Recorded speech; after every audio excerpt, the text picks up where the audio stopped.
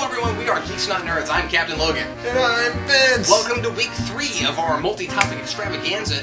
Vince, we have lots and lots more questions to do, so once again, we may or may not finish all of them today. We do still have several questions that people have asked, specifically for the Q&A, that actually were good video topics. So once again, if you don't see yours here, it either was asked by somebody else, or you will probably see it sometime down the road in videos. And feel free to email me and ask me. I may know. I may not know, but I may know. Because inquiring minds want to know. Exactly. So we're going to try to tackle some questions, once again, that we don't think we can make full videos out of. And the first one is from Savage Broadcast, who asks, what about pulps, like the Shadow, Doc Savage, etc.? Should they or could they return? Now, we kind of are seeing some of that come back, aren't we? Yeah, you see, that's a strange question to me. Like, what about them? Are you asking... Oh, I mean, maybe he can't actually answer right now, but... no, that's true. I'm going to say it anyway. Are you asking about the characters, or are you asking about pulp stylings? That was my question, too, yeah. Because essentially what we're seeing is that the characters are still being used. In fact, DC has recently, within the last year, published Doc Savage and the Spirit, and granted the Spirit's not a pulp, but you know it's much in the same vein. Mm-hmm. Right, absolutely. And, I mean, has their own monthly title. I mean, Doc Savage has his own monthly title, or at least did up until recently. But that's the thing, is that Doc Savage is the Shadow has had books. Yeah, the Shadow's had books as recently as the 90s and 2000s. Mm-hmm. So I mean, go to Dark Horse. I mean, Condé Nast has the licensing for the Shadow, but the one who's still putting out things occasionally. And that was the point of First Wave. Yeah, they were trying to sort of reinvigorate some of this stuff here. But what about pulps themselves? Pulps, I think that essentially what we're talking about is a long short story. That's what a pulp is. Mm-hmm. And I think that's over. I think we have seen the last of that. Kinda, sorta. I mean, we still see... granted, not as many people read these anymore, but I mean, like you know, we still see serialized stories in science fiction magazines and things like that. Well, I'm not saying that it's completely dead, but I'm saying its days of popularity, that's gone. Right, absolutely. So, because you can... Technology killed that. Yeah, I mean, they're even trying to turn comic books into these ridiculous videos. So, what do you call those things? Motion comics? What does that have to do with anything? I'm just saying that... We're going as far away from the written word as we can possibly get, and we're turning the written word into video. Well, and also just print to digital and all that kind of stuff. Where I mean, like we're getting far away from what the pulps, the void the pulps filled when they were there. Let's go ahead and go on to the next one. This one comes from Conrad15 Review. Hey, Captain Logan. You can answer this too, though, Vince. It's totally cool. What are your thoughts on Liam Neeson playing Ra's al Ghul in the next Batman movie, Dark Knight Rises, and the whole cast? Never mind. Could you do it in your next podcast? Well, we'll talk about it here. So, Liam Neeson, for a while on MindDB, it was rumored that he was going to come back as Ra's al Ghul. Now it seems nearly certain that he is. I think that they've taken off the rumor thing now off IMDb, and he's just on the list. And even if he's not in it, we know Ra's al Ghul is a big deal because somebody has definitely been cast as young Ra's al Ghul. So I mean, we know Ra's al Ghul is in the movie. I think taking it back full circle is a great idea because I love Batman Begins. I love Batman Begins with all my heart. It's one of my favorite movies ever. And turning this thing into a real bona fide trilogy, I think, is a great move. I think it's also a very bold move. I've probably said this before. But it's a bold move because there are a lot of people, and you can not believe me if you want to, but there are a lot of people who saw Dark Knight that it didn't even occur to them that it was a sequel. And when those people go and see Dark Knight Rises, and they have all this callback to Batman Begins, some of those people are going to have no idea what's going on. Or at least they're not, or won't be as interested, even if they do remember Batman Begins. Because, really, Dark Knight was this bizarre phenomenon. Nobody talked about it like a sequel. It was just this big movie. And if you look at the numbers, there had to have been a bunch of people who saw it that didn't see Begins because Begins didn't do the numbers Dark Knight did. You know what I'm saying? So, I mean, you can't assume that all those people saw it on video. Some of those people just went and saw a Batman movie, and it's a very standalone thing. I think I talked about this with Eric on Late Night, but I'm just mentioning that to say this. For me, having Ra's al Ghul back is really exciting, and it means that Nolan's universe is not as what am I trying to say? Supernatural stuff as it seemed to be in Dark Knight. You know, the idea that we really can potentially have maybe Lazarus Pits in this continuity and that kind of thing. I'm not excited about it, but it's not a problem for me. I mean, go for it, whatever. Why? I don't see why anybody should take an issue with this. But well, it's going to make the thing a whole, which is why I'm excited about it. You know what I mean? Because Begins and Dark Knight are two very distinct movies, and what I'm excited about is to see the movie that brings those together. Mm-hmm. So. And I think that it's important to remind people that there is super science that exists within the universe. Evaporating the water without instantly evaporating the water in people's systems. And now I'm hearing that, you know how we thought that there was maybe going to be some No Man's Land in this movie? Now I'm hearing that maybe Bane has an earthquake machine? Yeah. Because that doesn't go back to the evaporating water machine at all. Yoda5740 asks, are superhero films dying? No. No, there's several huge ones that came out this year that people saw, and there's some big ones next year. I can see why you'd ask that question though, because I can more readily see the question: are they going to? Yeah. You know what I mean? Are people going to get sick of them? We'll see. It hasn't happened yet. I think once they farmed all the big titles and pretty much have gotten down to the point that they're just producing sequels and remakes, that it's going to die out eventually. That's a good point. Are you saying that we need new movies of characters we haven't put on screen yet to make people continue to be interested in reboots? I think we need more variety, because essentially what we're getting is the big names. And once we get all the big names out there, I mean, Marvel's just put out all of their big names essentially. Not all of them, but they put out the big names so that they could do Avengers. DC's trying to ramp up all of its big names. Well, not to mention that Marvel used collectively all their big names outside of Avengers with 3 different companies. Mm-hmm. So we've for years and years we've been farming all these big names, and now we're out of big names, or at least we're close to out of big names. And now we're rebooting franchises. Yeah, so people are going to complain about reboots, and then we're going to get enough reboots because nobody, or at least very few people, are going to go see Plastic Man the movie. That's the example I always use, and my wife gets very offended by that because she loves Plastic Man. So she'll go, no, I would see Plastic Man the movie. But you would see Plastic Man the movie. Jim Bob down the streets doesn't care who Plastic Man is, and he's not going to go see it. So I think we need more variety, but that's not necessarily something that companies would be secure enough, or at least they would feel secure enough to release. That's my opinion.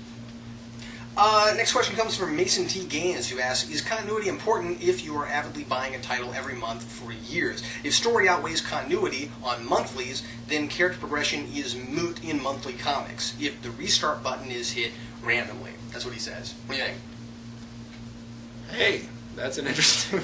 there's something that I've noticed is that it's... Ready, go! You have to have an opinion, even though you've never seen this question before. Go. Continuity is important to a certain extent, but I think the integrity of a story within a particular story arc is more important than continuity. That being said, I think when you retread ground that's already, when you retread ground, like for example what Shadowland did to Daredevil, that's what I was going to say. Yeah, because Bendis had this great thing where Daredevil took over the Kingpin spot, and now I forget the guy's name that did Diggle.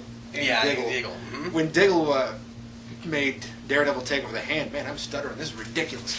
Diggle, by the way, is not a bad writer. I just didn't like what he did with Daredevil. I've read some other stuff about that guy. He does fine. Well, he was doing okay Daredevil before Shadowland. Or at least I thought he was. But, Shadowland... I thought Shadowland was kind of ridiculous from the get-go, but that was just me. But, my point is, your story has to be interesting if you're going to retread ground. If you're going to have Daredevil learn the same lesson again, then your story has to be interesting enough for me to care about this.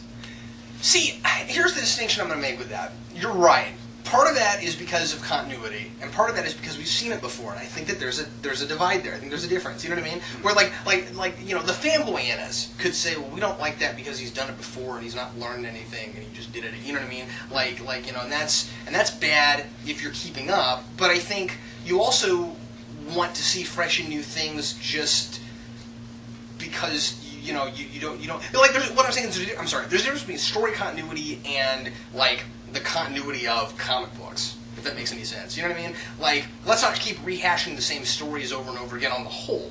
Yeah. You know what I mean? As a medium. Is what I'm saying. And I think that trumps story continuity. You know what I'm saying? Well, I guess what I mean is, if I saw the exact same story played out in Daredevil that I saw in a Batman book, it would still be a problem. Yeah.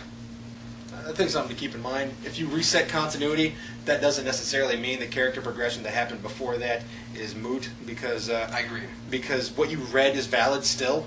It's just not necessarily applicable to the character that now currently exists in the ongoing continuity.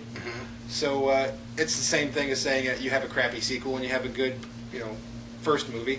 The first movie's still good. I think it's more important to push envelopes in the medium than it is to, stay true constantly in continuity, and that's why the DC relaunch thing isn't necessarily a bad idea just in and of itself. You know what I mean? Just in let's relaunch the line so we can tell fresh stories again. They may be doing some things I don't like, and they are, but just the very idea of let's start over isn't bad just because they're wiping continuity away. In my mind. In my opinion. I know there are people who are vehemently against it because they care about continuity, and I respect that. But that's not as important to me as to telling good stories. Yeah. So. Your stories still exist, the ones that you like and the ones that you love. Yeah, that's right. Next question comes from K.MJ, who asks, what's the best Indiana Jones movie? Oh my God, it's been years. Has it? I have not seen him in years. Yeah? Mine will forever be wow. See, I'm not that big of an Indiana Jones fan, so forgive me. I always forget the names of them. But the third one was Sean Connery. That's always been my favorite. They blend together. I think I'm going to have to go with the first one. But Indiana Jones for me is such like an epic thing that 1 through 3 just become the same movie to me. See, I had that when I was a kid until I saw them again, and then I realized they're very distinctively different. But yeah. See, it's been such a long time since I've seen any of them, but. I'm just gonna pick one because it was the first one. I think the one I'm talking about is Last Crusade. I think it's Last Crusade. Okay. Next question is 4 doesn't count. U-Man 347. No, it doesn't. U-Man 347. I don't need CGI hedgehogs. Okay. Or were they hedgehogs or were they? No, they were awful. I think is what it was. Yeah, that's right. Anyway, U-Man 347. If you were to rate the Marvel Studios movies from 1 being best to 5 being worse, that doesn't mean any of them are bad. How would you rate them? I have no idea. Yeah? Yeah? Okay, well, like, do you have a favorite? Because I don't right now. Because I saw Captain America, and I need to see it a second time, because I think it's potentially my favorite. I liked Captain America a lot. Thor is definitely at the end for me. Well, maybe not. No, Incredible Hulk's at the end for me. I still like Thor over Incredible Hulk, I think. I think I like Incredible Hulk over Thor. You would, though. You're a Hulk fan. Well, there are certain amounts of corniness that goes into the Incredible Hulk. There's a certain amount of corniness in Thor. That I forgive. Oh, okay. But in Thor, I think that I'll forgive it in Thor too. That's a difficult question.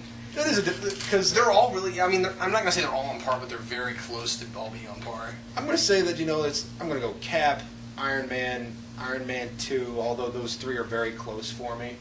I still think Iron Man's a better movie than Iron Man 2. I'll always stick by that.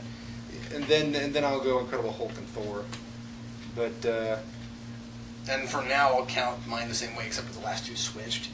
But I need to see Cap again. I think I want to say that Iron Man might be a better movie, but I just liked Captain America more. That's the thing. That's good. You may be right, but I need to see it again. So I'm going to say it that way: Iron Man, Captain America, Iron Man 2. There we go. Let's try that. Why not?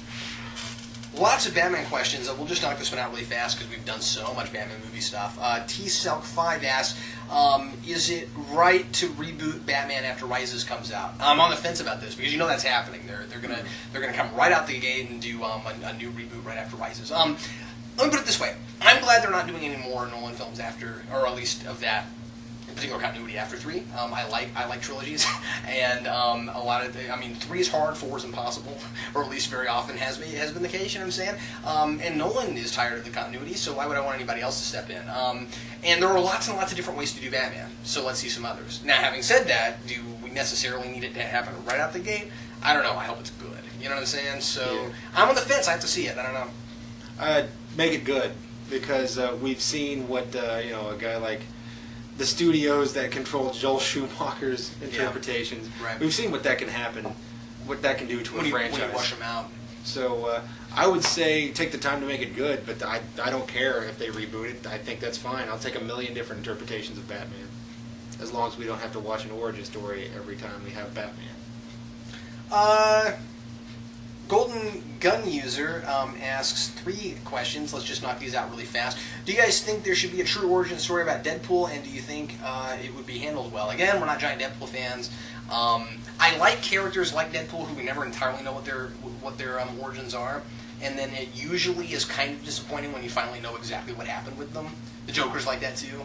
Or like the Joker, one of the things that makes the Joker fun is that we don't know exactly what happened to him because he keeps talking about different origins all the time. Wolverine is sort of the exception to the rule, but yeah, I actually like his origin. Yeah. Not the movie one, the other one. Well, yeah, there's like 3 or 4 different origins to Wolverine. That's true. But when we're talking about origin, that one's good. Yeah, I like it too. Now, I mean, there's a lot of fan contention with origin, but I happen to really like it a lot. I think the problem with a lot of origins is that they're just trying to get to the point where they can tell a story that they're actually interested in. So here's a contrivance to get the character to the point that we want him to be. So, yeah. His second question, is do you think there should be a new trilogy of Star Wars after the 6th movie? That's complicated. My answer to that is that's what I would have wished they had done in the first place. Was instead of going back and doing prequels, just continuing on and doing 7, 8, and 9. Now, so my answer to that is, I may get some flack for this. I really don't like the new trilogy all that much, and I've always thought that George Lucas kind of, at some point, just lost the magic. So I wouldn't want to see George Lucas do 7, 8, and 9. You see what I'm saying? So if somebody could step in and do, and I mean, like, I know there's probably some Star Wars purists that would hate me for this, but I'm going to say this. I'd love to see some other director come in and do 7, 8, and 9. You're not the only person that I've heard say that Lucas has great ideas, but he's not that great of a director. I've heard people say that a lot. I don't necessarily agree with that. I haven't seen some of his major work other than, the major work, I suppose. Right. But I wouldn't mind seeing more Star Wars movies. I don't, I'm not opposed to it, but I'm not looking forward to it. You gotta impress me. The last thing he asked, I'm not sure we'll have an opinion on because we're not big gamers. Do you think video game superheroes like Cole Mygraph from Infamous or Alex from Prototype can stand up to actual comic book superheroes? I don't know what he means by that. Stand up to? I don't know exactly what that means either, but are they as interesting? Potentially. Yeah, maybe so. I think it is interesting to note that there are a lot of these characters who are getting their own comics, and some of them regular comics. I think that sometimes video game characters are a worthwhile thing to explore in other mediums. Sure, why not? Spider-Man Sidekick 1, how much time have we got?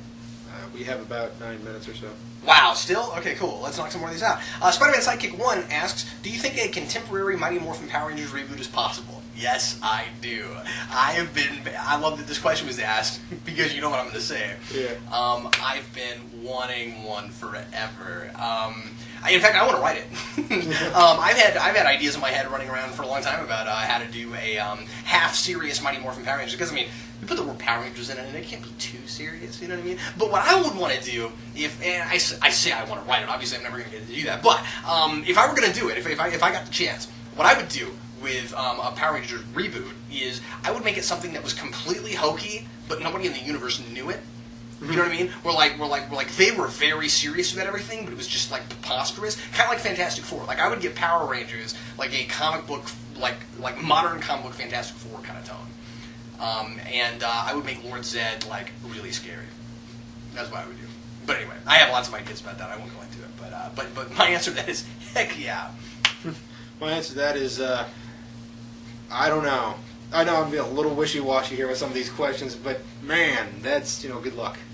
I would love to see it tried, though. Yeah, I wouldn't mind seeing it tried.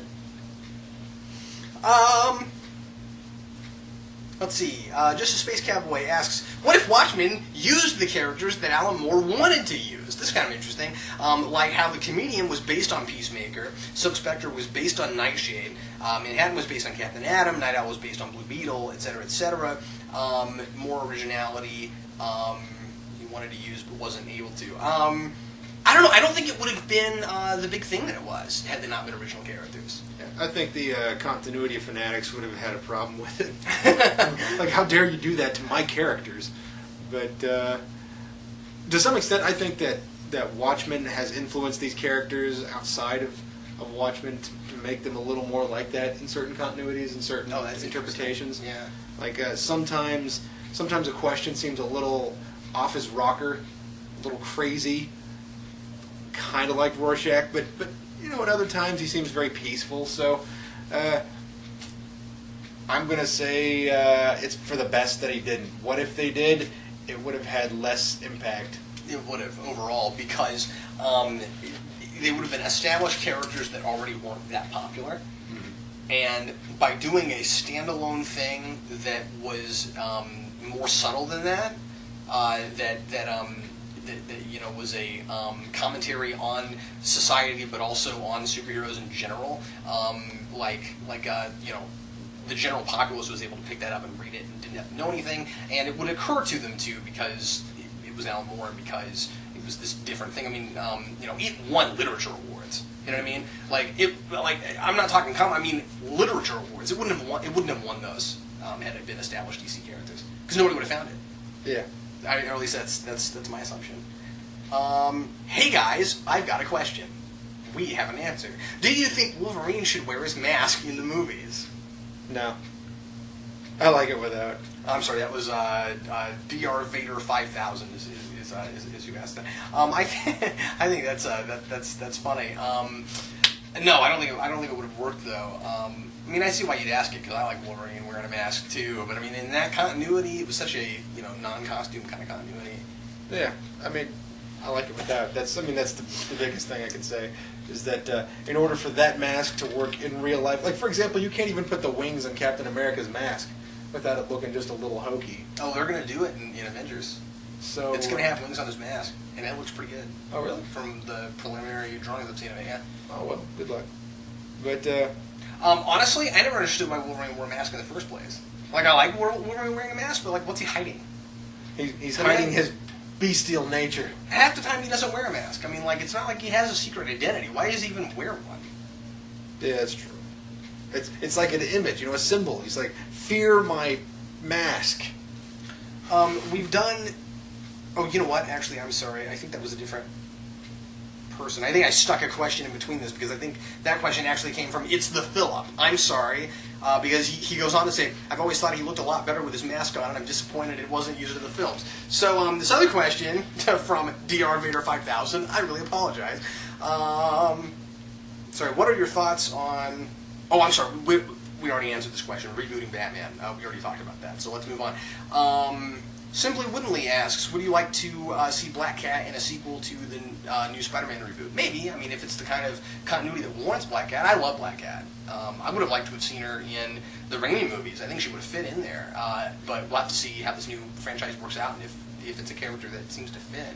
Well, if they're going with the whole Peter Parker's parents are spies thing, mm-hmm. You might have a different interpretation of Black Cat being a spy. That'd be kind of neat. I mean, I'm not saying that it has to be that way, but... And even having some sort of maybe international espionage thing with Black Cat, that'd be cool. Sure, yeah. Would I like to see it? Sure, I'd like to see it. I want to start reading Spawn. What do you recommend? I think this is from the Azrael Knight, although, because he has another question after this. So if somebody else asked that, let me know. But I think that was Azrael Knight. I'm going to say what I always say. I'll start at the beginning, because Spawn is a long-running continuity. And the early stuff is always better than the later stuff. But that's always my answer. Start with number one and work your way up, and see when it gets bad for you. I know that sounds awful, but yeah, if you want to start reading Spawn, go back to the early stuff. I mean, you can jump on to kind of 185 and go up to now and be okay. But I would say read at least the first 40 or 50 issues and then come to current, because current's great with Spawn. And I haven't read any Spawn, you so don't I read don't know. Spawn, so I thought I'd handle that. Where are we at? We have about 2 minutes left. You know what? We got a few more. We'll finish these out next time. We've got a few more. We'll finish this out next time. If you have one or two other little questions you want to ask us, feel free to. We're only going to do one more of these, so we'll cap this off after the next one. But we could probably use 2 or 3 more questions. So if anybody wants to ask something, feel free to. We may get to, we may not. And like I said, a lot of the Q&A questions were pretty good video topics, so we'll do them later. And thanks a whole lot for watching us answer your questions. I'm Captain Logan. And I'm Vince, reminding you to support your local comic book stores. See you next time.